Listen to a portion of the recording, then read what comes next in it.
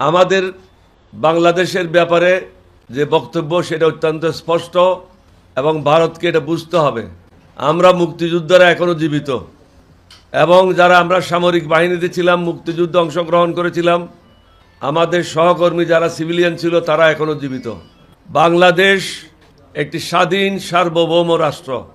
এখানে লেঙ্গুর দর্জি ছিল শেখ হাসিনা, ভারতের দালাল। আজকে বাংলাদেশ শহীদ রাষ্ট্রপতি জিয়াউর রহমানের মৃত্যুর পর বা বেগম জিয়ার পিরিয়ড বাদ দিলে বাকি সময় ছিল তারা ভারতের দালাল হিসাবে কাজ করেছে। বর্তমান ভারতের দালাল হিসাবে আমরা কাকেও কাজ করতে দেব না। আমরা ভারতের বিরুদ্ধে না, আমরা কোনো দেশের বিরুদ্ধে না। আমরা ইসলাম ধর্মের অনুসারী, সকলের কাছে আমরা কৃতজ্ঞ। যারা যখনই আমাদেরকে সাহায্য করেছে, সহযোগিতা করেছে, কৃতজ্ঞতার সাথে আমরা সেটা স্মরণ করি। তবে বেশি গুতাগুতি করলে ভালো হবে না।